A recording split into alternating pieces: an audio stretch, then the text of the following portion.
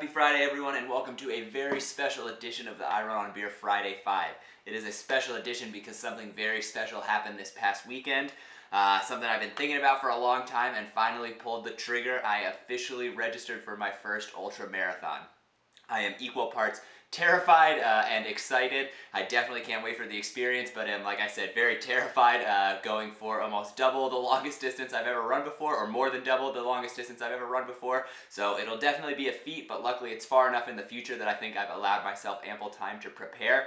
But like I said, a lot of nerves. I've been very excited to register for this race for the last few months. I've been looking forward to it and kind of mulling it over in my head. Have a friend who's interested in the race also, so him and I were able to sign up together. So looking forward to the prospect of it, but clicking that registration button and getting that confirmation email, I definitely had a pretty significant wave of anxiety pass over me. Luckily it went pretty quickly. The excitement came right back, but there are definitely some fears lingering as well. So for this week's Friday 5, I'm going to focus on my registration. I registered officially for the Bandera 100K in Texas in January. Extremely excited, but I'm going to go over the 5 things that I am also most nervous about going into the race and going into training, because I know it's going to be a lot different and a lot more challenging than anything that I've ever done before. So welcome to this week's episode, and let's jump right in. So I think the best way to go through this list is going to be to start with the things that are of least concern or that I'm least worried about, and then work my way down to the things that I'm most worried about going into this race. So number 1 for this week's Friday 5 of things that I'm most worried about going into the training for Bandera and the race itself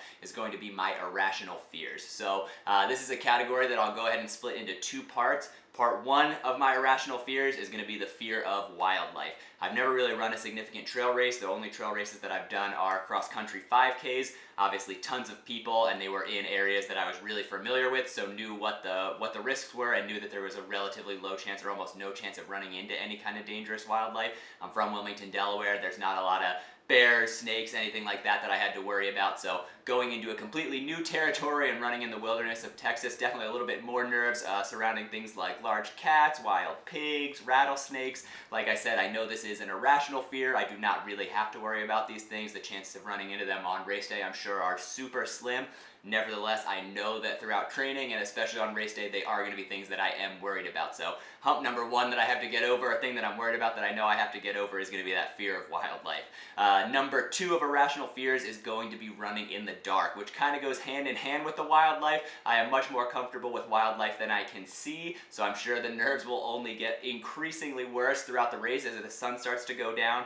This is a much longer race than anything I've run before. It starts right around sunrise, but I am not confident that I'm going to be able to come in before sunset, so there's a really good chance that I'm going to be finishing this race in the dark. That's definitely some motivation to put in a lot of training to hopefully finish the race a little bit faster, but there's definitely that worry about having to finish the race in the dark. Never having run on trails in the dark before, that's definitely something new and a new fear that I'm going to have to tackle. So 2 big things that I'm going to have to work on preparing for this race are going to be mind over matter, figuring out how to overcome these irrational fears of mine. Number 2 is definitely a concern I have that I hope will become a lot less of a concern as I go through training, and that is how I'm going to fuel for this race. Like I said, the furthest I've run before is 26.2 miles, that marathon distance. Obviously for that, it's easy enough to keep yourself fueled up on just gels and electrolyte beverages and things like that. Huge fan of Noon on race day, and then Science and Sport gels as well. That's what's gotten me through most of my long distance training runs and races, but now I'm moving into a race that is double the distance and probably a significant increase, way more than double the amount of time.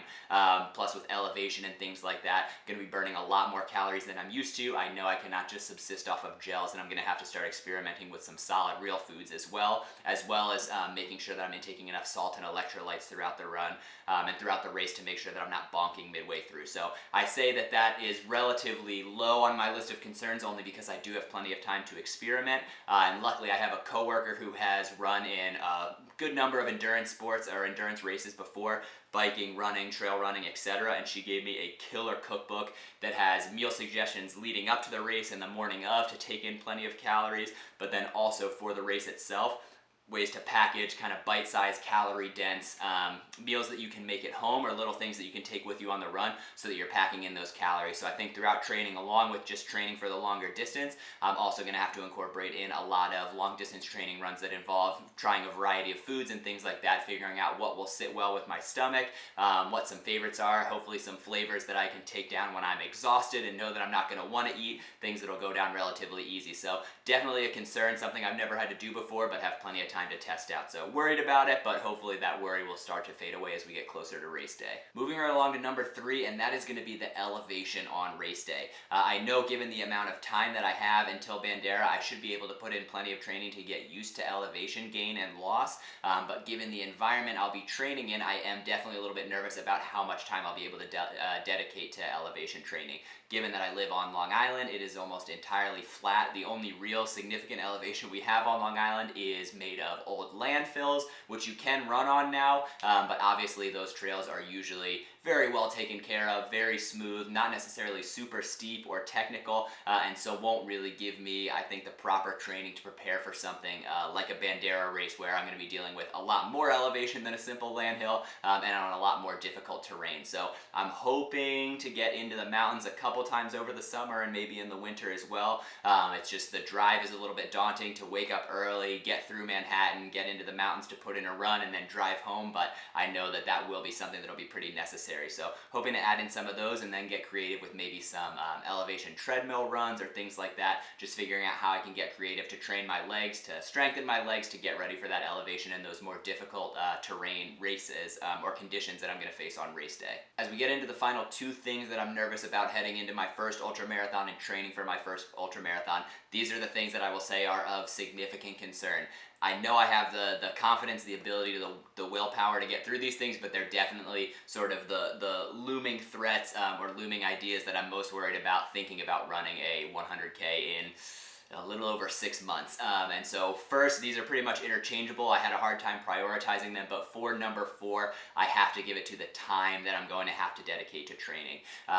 With how work during the week, my commute, working on iRunOnBeer, hanging out with friends, extracurricular activities, etc. I feel like I've come up with a pretty solid training schedule, but I did notice even with marathon training this past spring, especially as I get into peak training, it can get a little bit harder to fit in those runs, and definitely find myself starting to get a little bit fatigued, a little bit tired and exhausted towards the end of those training blocks, just because the amount of time that I'm having to dedicate to training outside of all of my other responsibilities. And knowing that to train for an ultramarathon and something that is 100K, more than double the marathon distance, is going to require a lot more time. Luckily, the weekly runs shouldn't be as bad. It looks like it'll stay pretty similar with our training plans I've looked at. It looks like it'll stay pretty similar with marathon training, but then fitting in those back-to-back long runs on the weekends is going to mean dedicating a lot of my free time to training for this race. So I know that's going to be a big commitment for me, also a big commitment for my wife, having me not around on the mornings on weekends,